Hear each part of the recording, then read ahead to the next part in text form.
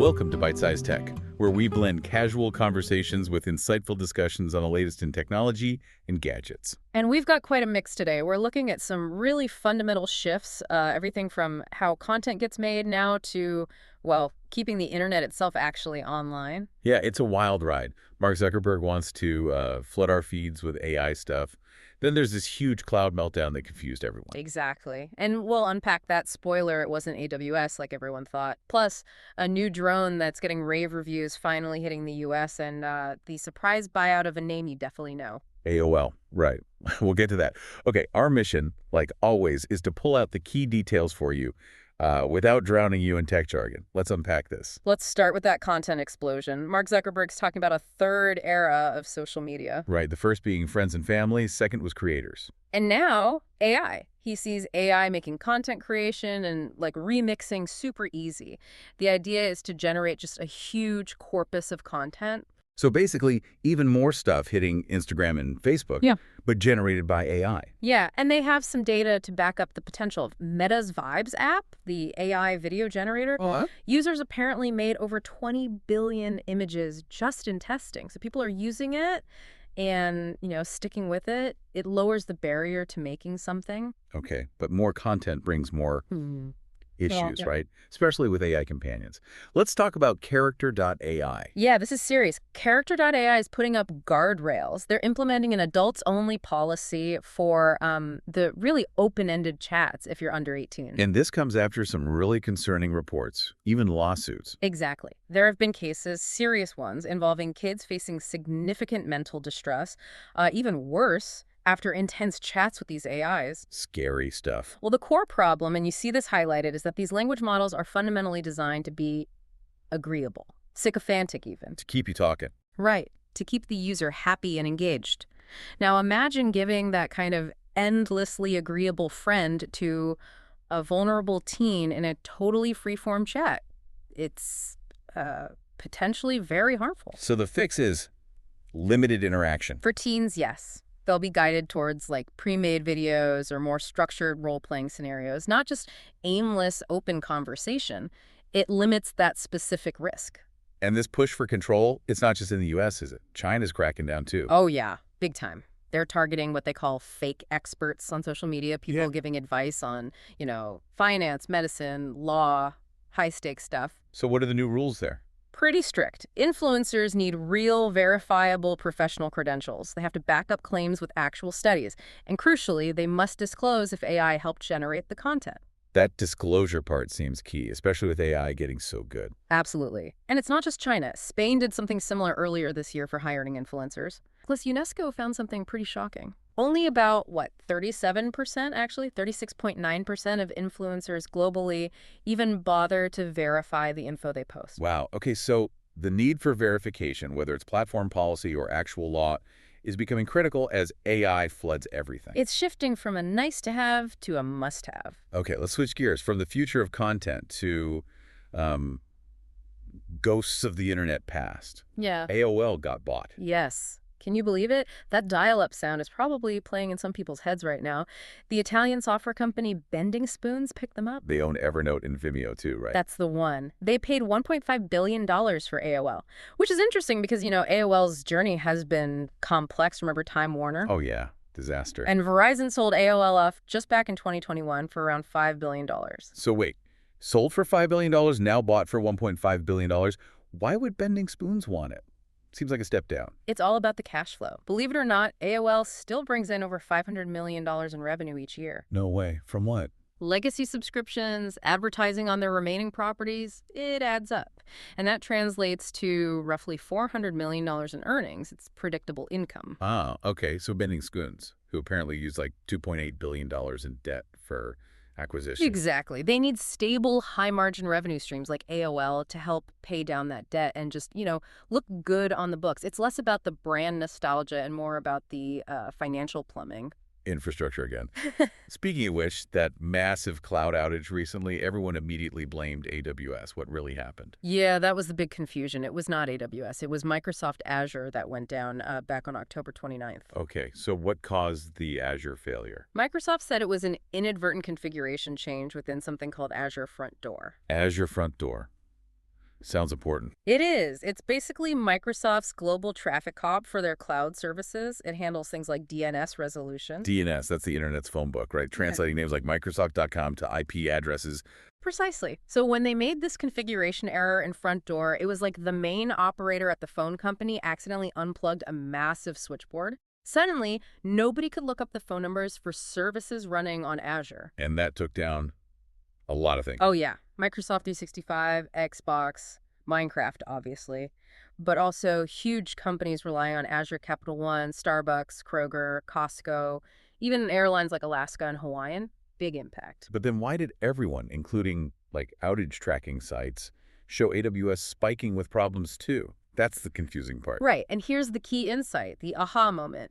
It's because of multi-cloud strategies. Many big companies don't rely on just one cloud provider. They use both Azure and AWS. Okay. So they have systems, load balancers designed to automatically shift traffic if one provider has issues. When Azure went down hard, Their systems tried to shift everything over to AWS. exactly. But because the initial DNS lookup failed at the Azure level, the handoff couldn't complete properly.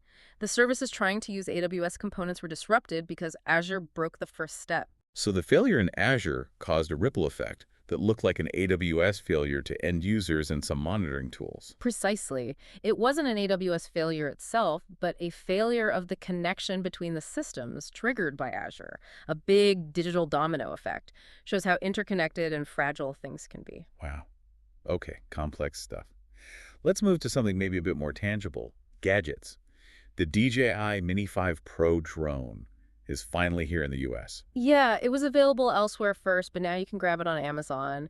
And the reviews are stellar, like 5 out of 5 stars. What makes it so good? It's tiny, right? It is, but it packs serious pro features. It shoots 4K at 60 frames per second, and the big deal is the 1-inch sensor. That's usually found in bigger drones or cameras, isn't it? Exactly. It means much, much better performance in low light, which is huge for drones. Plus, it has this really flexible gimbal that rotates 225 degrees. Oh, that's great for vertical video, I bet. Less awkward cropping. Totally. And the safety features are top-notch, too. Omnidirectional obstacle avoidance sees in all directions, and it uses LiDAR. Like in self-driving cars. Sort of, yeah. Laser radar.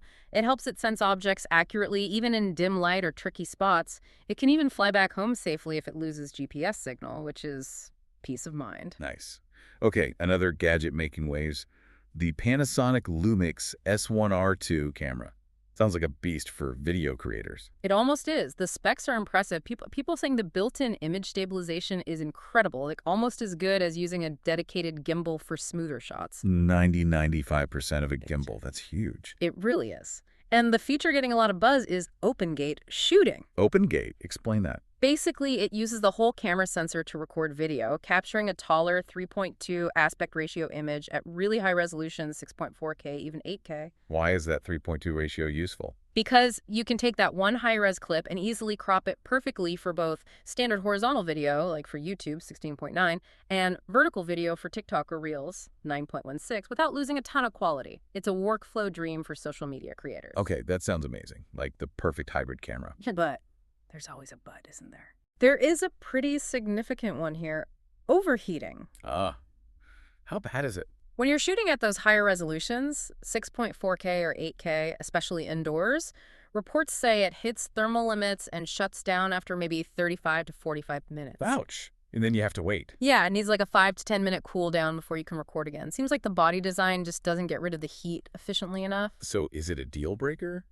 Or just something you work around if you mainly shoot short takes? Depends who you ask, right? If you need long, continuous recording for, say, an interview or event, forget it. But if you're a vlogger doing quick, handheld clips where that amazing stabilization shines, maybe you can live with the recording limits. It definitely forces you to think about how you shoot. Gotcha. Okay, shifting from cameras to the chips inside our future laptops. Qualcomm's got Snapdragon X2 coming for 2026. Yep, and they're changing up the architecture, moving to a hybrid design with different types of cores, prime and performance cores instead of all the same, and importantly, built on the 3-nanometer process. 3 nanometer? Smaller transistors, better efficiency, longer battery life. That's the idea, better performance per watt.